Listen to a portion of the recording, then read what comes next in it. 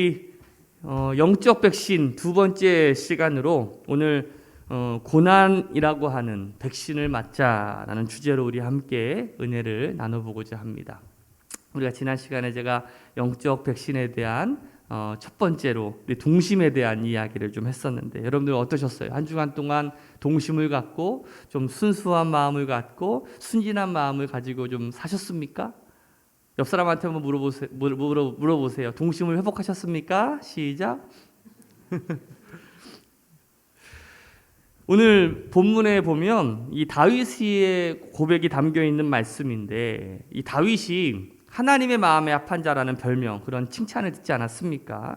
그 이유가 무엇이었을까? 여러분 생각해 보면 그가 왕이었음에도 불구하고 하나님을 향한 어떤 순수함, 순진함, 그 동심이 있었기 때문에 그래요. 그 한 예가 하나님의 법궤가 들어왔을 때 다윗이 왕이었음에도 불구하고 자신의 옷이 다 벗겨지는지도 모른 채 그냥 막 춤을 추지 않습니까? 좋아서.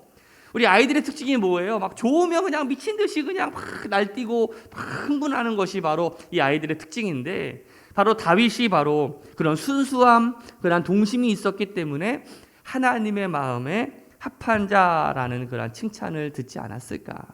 저는 오늘 여러분들이 그 동심을 회복하시기를 주님의 이름으로 축복합니다. 오늘 그 두 번째 시간으로 고난이라는 백신을 맞자, 이 고난이라는 백신을 맞자라는 주제로 우리 함께 우리 은혜를 나눠보고자 하는데 1973년에 그 호주 출신의 패트릭 화이트라고 하는 분이 있었습니다. 이분이 일찍이 그 영국에 가가지고 이제 글을 쓰는, 작품을 쓰는 일에 매진을 했어요. 열심히 썼는데 사람들한테 주목을 받지를 못하는 거예요. 그러니까 사람들이 아무도 그 사람의 글을 보지를 않아요. 그래서 낙심합니다. 이 패트릭이 다시 자신의 고향이었던 호주로 돌아와가지고 일종의 나무꾼, 우리로 치면은 나는 자연인이다. 그거 보셨습니까, 여러분들? 그냥 산 속에 그냥 들어가가지고 이 자연인처럼 살게 됩니다. 산 속에서 생활하는 게 여간 어려운 일이 아니잖아요. 깊은 산 속에서 불편하고 정말 고생의 삶을 살아가면서 그곳에서 이제 글을 쓰기 시작합니다. 그곳에서 글을 썼는데 행복의 계곡 그리고 인간의 나무라고 하는 소설을 쓰게 되는데 근데 그 소설이 사람들한테 큰 감동과 찬사를 받게 되는 거예요. 그래서 베스트셀러가 됩니다. 이 작가가 수상소감에서 깊은 계곡에서의 힘든 삶과 고난이 많은 사람들한테 감동을 줄 수 있었다라고 말하고 있어요. 그러면서 그는 이렇게 말합니다. 인간은 자신이 겪은 고통의 분량만큼 진보한다.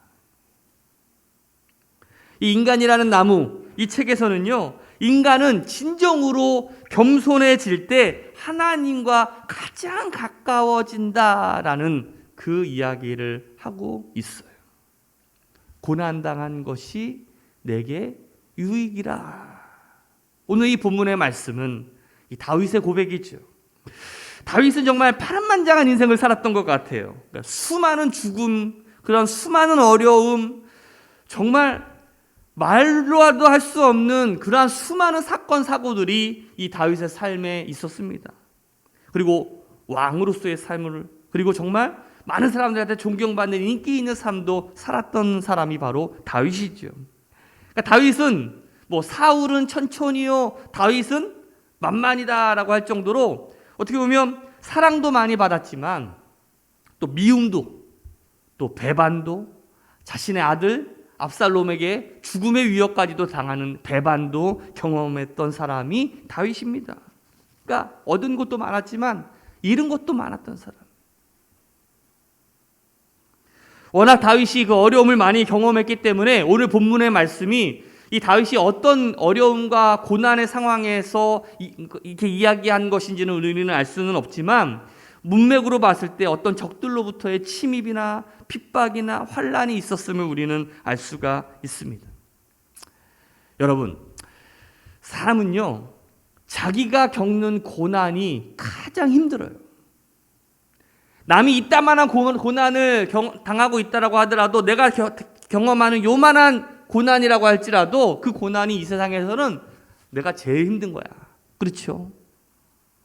이 고난을 객관화하거나 어떤 수치를 지표로 나타낼 수 있다면 그 고난의 크기를 우리가 정할 수 있을 텐데 그럴 수가 없지요. 사람은 자기가 당하는 어려움이 제일 힘든 거예요. 한번 물어볼게요. 여러분들은 언제 기도하십니까? 언제 기도하세요? 성경에 보면 항상 기뻐하라, 쉬지 말고 뭐하라? 기도하라. 근데 우리는 언제 기도해요? 밥 먹을 때 기도해요. 밥 먹을 때. 제가 학교 점심시간 때 여러분들 저는 이제 도시락 세대잖아요. 이제 급식 세대가 아니라 도시락 세대라 반찬을 이제 싸가지고 갑니다. 그러면 이 남자들끼리 먹을 때는요, 이게 사정 없어요. 그냥 네 반찬 내 반찬 할 거 없이 그냥 맛있는 반찬 먼저 그냥 소세지 먼저 무조건 막 먹어요. 근데 저는 크리스천이잖아요. 목사 아들인데 점심시간에 기도해야 돼요, 안 해야 돼요? 해야 돼요. 근데 내가 기도가 끝나고 나면 반찬이 없어. 남아있는 게 없어요. 그래가지고 하다 못해서 하나님한테 타협을 했어. 하나님, 1번은요, 하나님 감사합니다. 오늘 점심을 주셔서 이 밥 먹고 열심히 공부하고 하나님의 영광을 위해 일하게 해주세요. 뭐 이렇게 1번. 맨날 똑같으면 안 되잖아. 레파토리를 다양하게 해가지고 2번, 3번, 4번, 5번까지 만들어놨어요. 그래서 하나님 1번입니다. 아멘. 하면 딱 되는 거야. 참 여러 가지 잔머리 많이 돌아가죠. 우리가 밥 먹을 때 기도하는 거? 그렇지 않아요. 우리가 정말 진심으로 간절히 기도할 때가 언젠가 봤더니 힘들 때, 정말 고난당하고 정말 문제가 큰 문제들이 생겼을 때, 우리가 정말 내 힘으로 할 수 없는 일이 생겨났을 때 우리가 간절히 하나님께 엎드리더라고. 우리가 고난은 변장된 하나님의 어떤 축복이다라고도 말하는데 그 이유 중에 하나는 고난이 우리를 기도하게 한다는 거예요. 고난이 우리를 기도하게 한다는 것. 성경에 보면 어려울 때, 환난이나 고난이 올 때 우리 하나님 여호와를 부르라라는 구절들이 굉장히 많이 나오는데, 우리 시편 50편 15절 말씀에 보면 환난 날에 나를 부르라, 내가 너를 건지리니 내가 나를 영화롭게 하리로다라고 말씀하고 있어요. 환난 날에 나를 불러라. 자, 나를 부르라는 이 히브리어의 뜻은 크게 소리 지르라는 뜻이에요. 우리는 성도로서 마땅히 하나님께 기도해야 되는데, 위급한 상황이나 어려움을 만날 때 가장 먼저 해야 할 것은 뭐냐면 하나님의 도우심을 우리가 구해야 돼요. 하나님을 크게 우리가 불러야 된다는 것이죠. 예레미야 29장 12절 말씀을 보세요. 같이 한번 읽어볼까요? 시작. 너희가 내게 부르짖음에 내가 와서 기도하면 내가 너희들의 기도를 들을 것이에요. 가끔 집에 있을 때 갑자기 김소희가, 우리 제 딸이 아빠! 뭐 소리 지릅니다. 별일 없어요. 화장지 떨어졌을 때, 뭐 하다가 뭐 할 때. 근데 갑자기 저는 그러면 아빠! 소리 지르면 그냥 이따가도 부리부리 달려갑니다. 그게 아빠의 마음이에요. 아버지의 마음이라고 할 수가 있어요. 오늘 하나님도 마찬가지지 않을까요? 우리가 고난의 때에 하나님을 부르면 하나님은 어떻게 하십니까? 내가 너를 건지리라 라고 말씀하고 있어요. 이 건지다라는 히브리어의 뜻은 구출하다, 준비하다, 무장하다라는 의미를 가지고 있는데, 우리가 하나님께 부르짖으면 하나님은 우리의 대적들을 무찌르시고 또 우리를 위해서 대신 싸우시는 분이심을 여러분들 믿으시기를 주님의 이름으로 축복합니다. 예레미야 33장 3절, 제가 제일 좋아하는 삼삼한 구절인데 한번 읽어볼까요? 너는 내게 부르짖으라. 내가 내게 응답하겠고 내가 알지 못하는 크고 놀라운 은밀한 일을 내게 보이리라. 시편 34장 17절 말씀도 마찬가지예요. 의인이 부르짖음에 누가 들으셔요? 하나님께서 들으시고 그들의 모든 환난에서 건지신다라고 하나님은 약속하고 있다라는 거예요. 오늘 그 하나님의 약속을 믿으시기를 주님의 이름으로 축복합니다. 사무엘상 7장 1절 이하의 말씀에 보면 이 블레셋이라고 하는 나라가 이스라엘을 쳐들어오게 됩니다. 이스라엘은요, 블레셋의 상대도 되지도 않아요. 여러분, 블레셋 하면 어떤 장군이 생각납니까? 골리앗, 그렇죠? 이만하게 키 큰 이 골리앗 장군이 생각날 정도로 블레셋은 원체 어떻게 보면 건출한 민족이에요.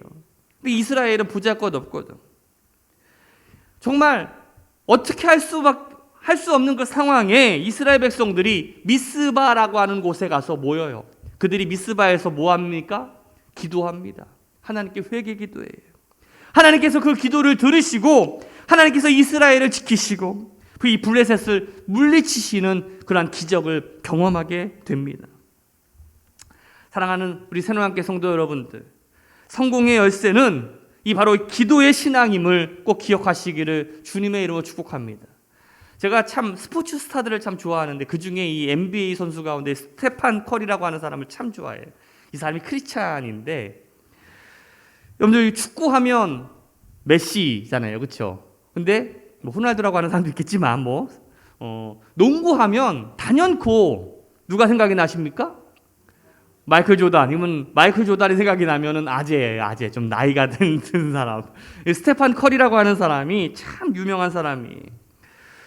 이 스테판 커리는요, 그 NBA 가면은 어마어마한 선수들이 많이 있잖아요. 2m가 넘는 사람들이 막 줄비하게 많이 있는데 이 사람은 190밖에 되질 않아요. 우리로 치면은 크지만 그래도 이게 농구 선수 중에서는 되게 작은 편에 속하고 왜소합니다. 보이는 것처럼 되게 작아요. 그런데 이 선수가 그 NBA 수많은 선수 가운데 연봉 1위예요. 연봉 1위. 얼마냐면 연봉이 무려 4,300만 달러. 우리나라 돈으로 얼마냐면 485억이에요. 485만 원이 아니고 이 NBA 출신의 그 아버지였던 이 델 커리의 영향으로 어렸을 때부터 이제 농구를 시작했는데 어릴 때는 괜찮았어요. 그런데 고등학교 이후에 가니까 그때부터는 이제 신체가 남들과 달라지기 시작하는 거예요. 남들은 막 이따만하게 커져가는데 얘는 그대로 있는 거죠. 키에 대한 한계, 몸에 대한 어떤 피지컬에 대한 한계를 경험하게 되는 거예요. 결국 농구에 재능이 없는 낙오자로 이제 분리가 되었어요. 그런데 그는 포기하지 않고 끊임없이 자기가 잘할 수 있는 것, 드리블, 그리고 자기가 키가 작기 때문에 가까이 갈 수 없으니까 어디요? 멀리서 3점 슛을 그렇게 연습을 했어요. 결국 자신이 못하는 것 때문에 낙심한 것이 아니라 자기가 잘하는 것을 더 연구하고 그리고 그 개발하기 시작했어요.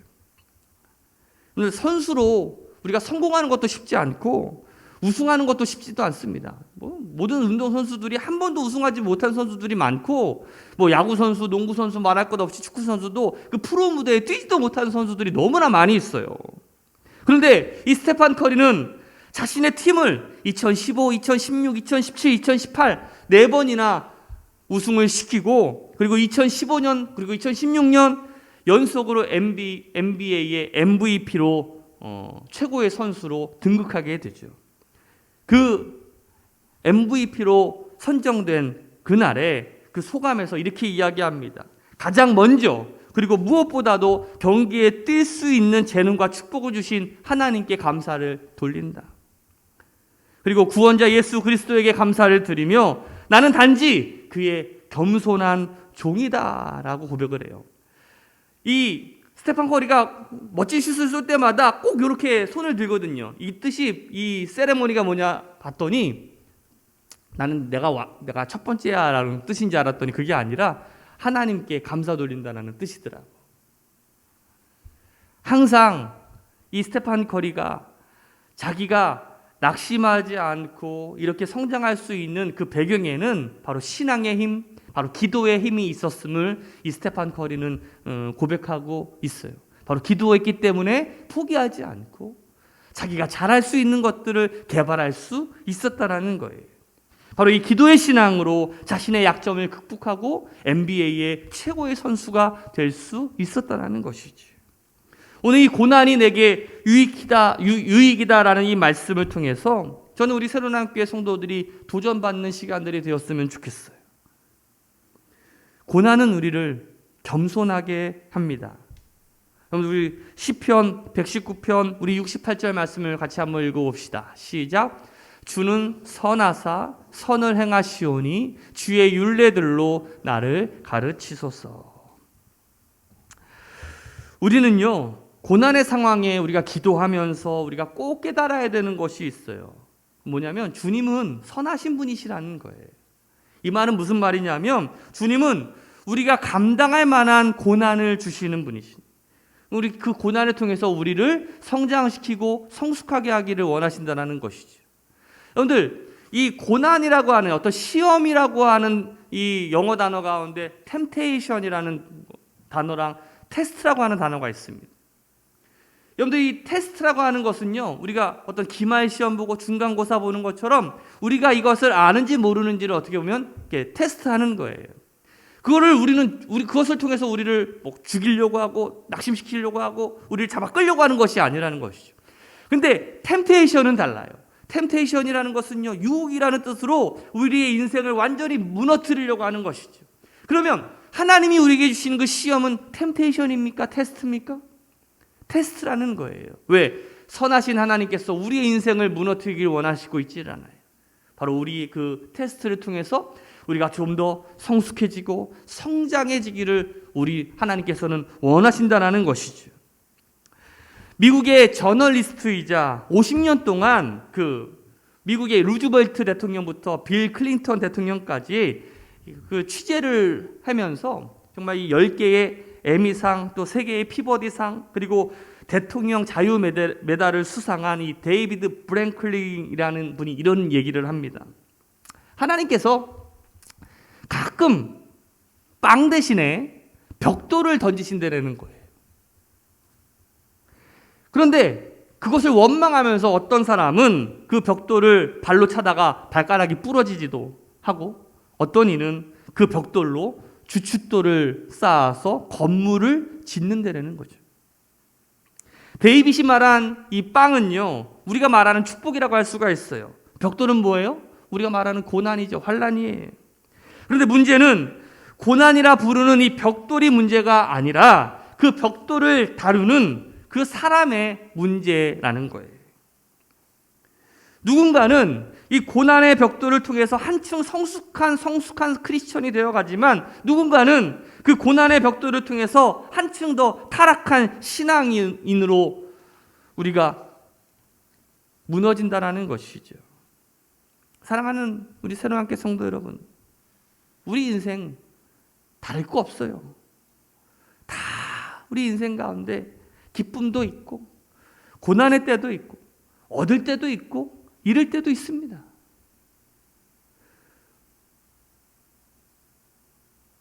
그럼 6.25 전쟁 아시죠? 우리 엊그저께 6.25 전쟁이라서 막 되게 많이 방영이 됐던데, 6.25 전쟁을 지나면서도 똑같은 사람들이 그 전쟁을 지나면서도 어떤 사람은 더 지혜로워지고 어떤 사람은 부유해진 반면에 어떤 사람은 원망 속에서 술과 담배로 자신과 가족이 무너지는 삶을 살아가고 있는 사람들도 있어요.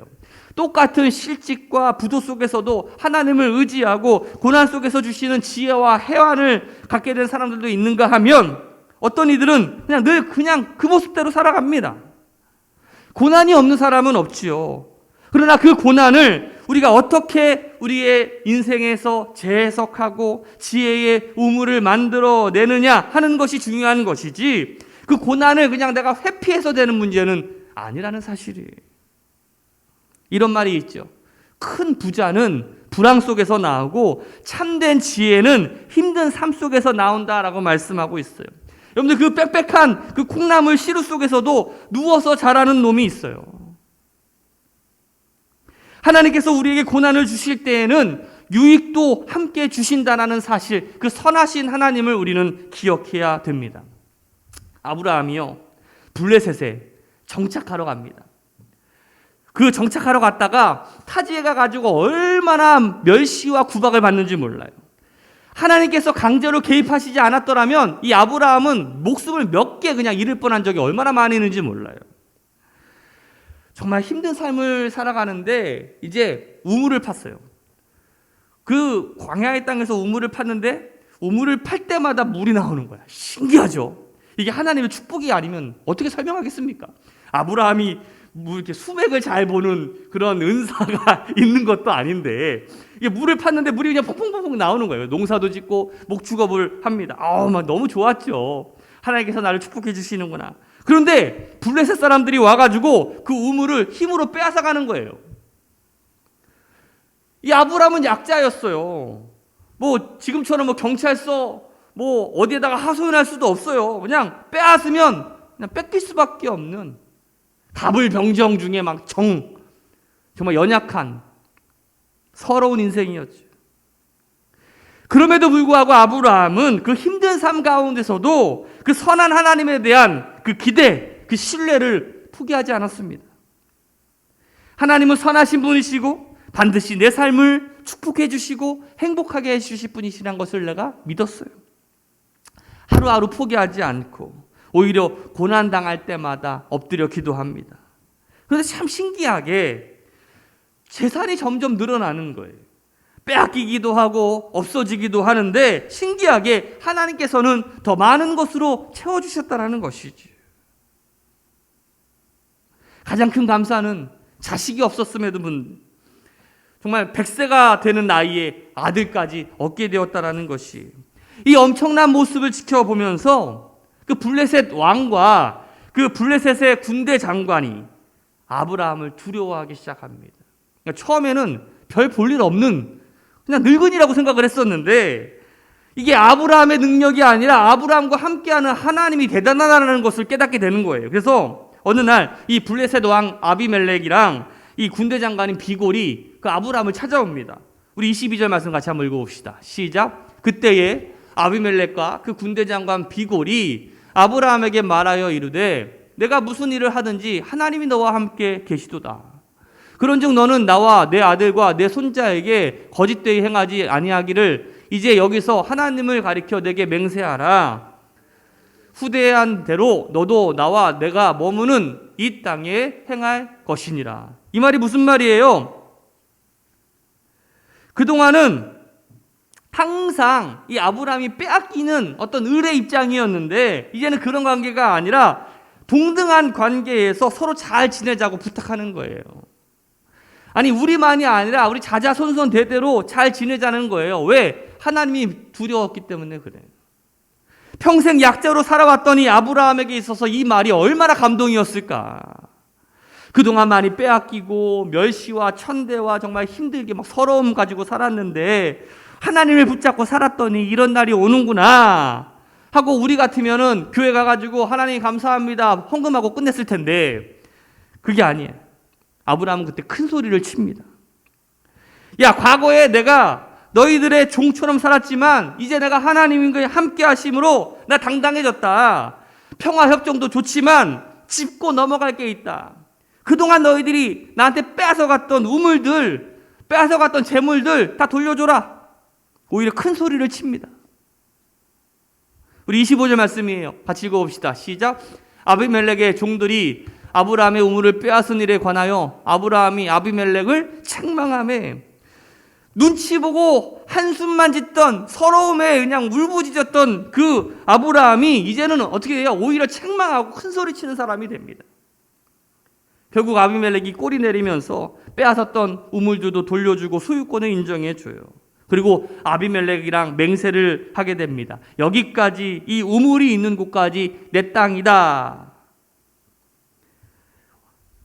부엘세바라고 하는 이름으로 그 우물을 짓게 되고 그 우물의 이름이 바로 이스라엘의 남방 한계성을 구분짓는 그 지명으로 바뀌게 되죠. 우리가 우리나라를 가리켜서 백두에서 한라까지라고 표현하는 것처럼 이스라엘은 북쪽에 있는 단 지역부터 남쪽에 있는 부엘세바까지 바로 이스라엘 전 영토를 부를 때 단에서부터 부엘세바까지라고 부르게 되는데 바로 그 남방 한계선에 어떻게 보면 이스라엘의 그 지역을 부엘세바로 규정하게 되는 거예요.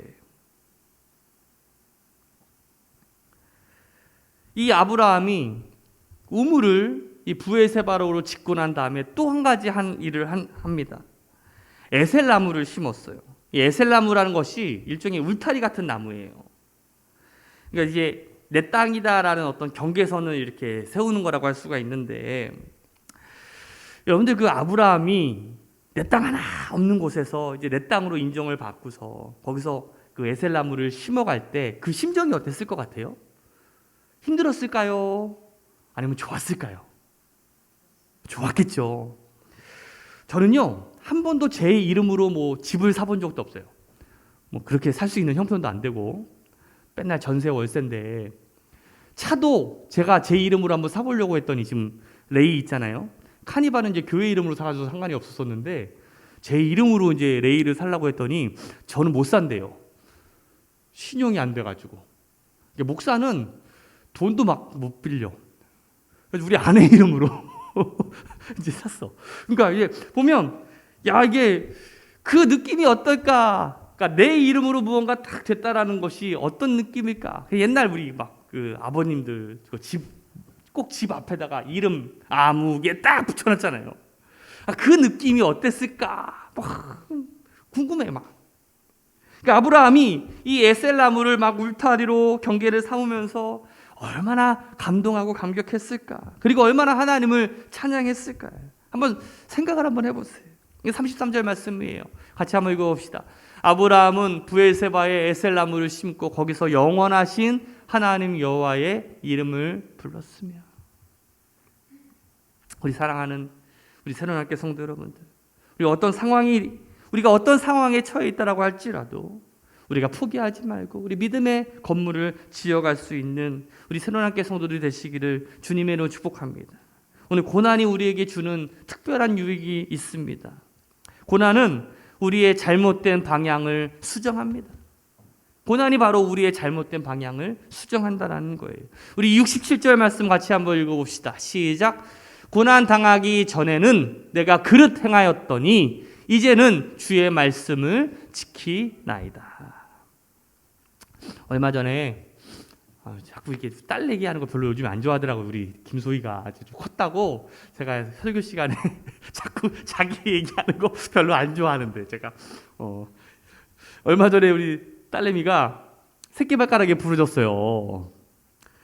근데 참 신기하게도 그 전날 밤에 자기 전에 저한테 막 푸념을 하는 거예요. 뭐라고 푸념하냐면 아빠 너무 삶이 재미없다는 거야. 지루하대. 월화수목금토일 맨날 똑같다는 거야. 월요일날 학습지하고 화요일날 뭐하고 아우 너무 재미없대. 너무 지루하다는 거야. 막 그러면서 막 이제 저를 막 푸념하는 거죠. 막 그럴 것 같아. 맨날 월화수목금토일 학교 갔다가 여기 학원 갔다가 집에 오면 뭐 이렇게 뭐 학습지 같은 거 하고 뭐 우리 딸내미는 사실 뭐 다른 애들에 비하면 그렇게 많이 하는 것도 아닌데도 집단에는 그게 너무 힘든 거예요. 스트레스 받고. 그러다가 그 다음날 어한날을 하다가 발가락이 부러진 거예요. 그래도 그 동생들 제 그쪽 어한 하는 데서 제일 커요. 동생들이 보니까 울음을 참고 있는 거야. 형아라고 참고 있다가 이제 제가 이제 병원에 데려가려고 차에 탁 태웠더니 그때부터 너무 아파 죽겠어 하면서 막 그러는데 그러다가 이제 자기가 좋아하는 체육 시간에 발야구를 해야 되고 무언가 이렇게 걷기에 불편하고 무언가 좀 하려고 하는데 못 하잖아요. 불편하니까. 그러니까 일상의 소중함을 깨닫기 시작하는 거야. 이게 다 소중했던 거였구나. 내가 이렇게 매일매일 반복해서 하는 거지만 이렇게 할 수 있는 것도 쉽게 할 수 있는, 어떻게 보면 일상의 삶에 일상의 감사를 회복하게 됩니다. 여러분들은 어떠세요? 여러분들도 마찬가지 아닙니까? 우리의 일상의 삶에서 끊임없이 불평과 원망과 그런 삶 속에서 우리가 살아가지만 그래서 가끔 우리도 부러지고 뭔가 불편해지고 하면 그때 그렇지, 이런 일상의 소중함이 너무나 감사하고 정말 중요한 것이었구나라는 것을 깨닫잖아요. 고난당한 것이 내게 유익이다, 이 말씀이 맞는 말입니다. 때로는 고난이 우리의 삶을 성장시키고 감사를 회복하게 하죠. 우리에게 찾아온 환난과 고난에 왜 나만 겪는 고난이냐, 이 불평하기보다는 고난의 뒤편에 있는 그 준비된 하나님의 귀한 축복을 바라보는 믿음의 사람들이 되시기를 주님의 이름으로 축복합니다. 음악의 어머니라고 불리우는 핸델을 아시죠, 여러분들? 핸델. 이 핸델이 명성이 높아져가지고 1710년에 어떤 독일의 대영주의 어떤 음악 악장이 됩니다. 그리고 1712년에는 그의 음악에 반한 그 영국의 유명한 앤 여왕이 그 그를 초청해서 영국의 그 궁정 악장으로 임명하게 되면서 엄청난 재력으로 이 핸델을 후원하게 돼요. 부와 명예를 누리면서 정말 승승장구했던 이 핸델이 이 영국의 앤 여왕이 죽자마자 후원이 끊어지게 되면서 자신이 운영하게 되었던 그 오페라 극장도 다 파산하게 됩니다. 게다가 병까지 걸리게 되었는데 그 병을 치료하려고 수많은 돈을 빌려 쓰다 보니까 갚을 수 있는 능력이 안 되는 거예요. 결국 감옥에 가게 됩니다.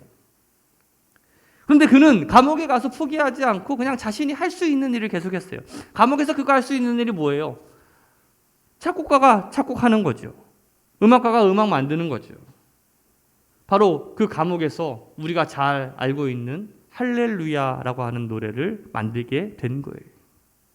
이 할렐루야는 이 핸델이 가장 어려운 그 시기, 그 고난의 시기, 위기의 시기에 만들어진 곡이라는 거예요.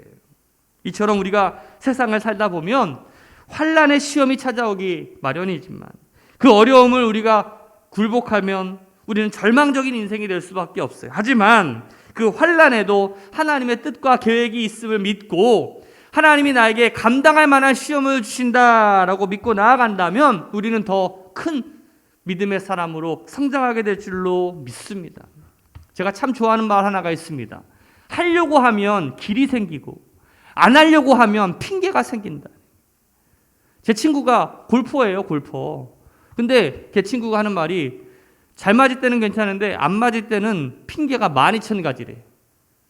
공이 안 맞는 이유가 12,000가지가 있대요. 제가 그 이야기를 보면서 사람은 그렇지, 핑계의 동물이구나. 하려고 하면 길이 열려요. 안 하려고 하는 게 문제지.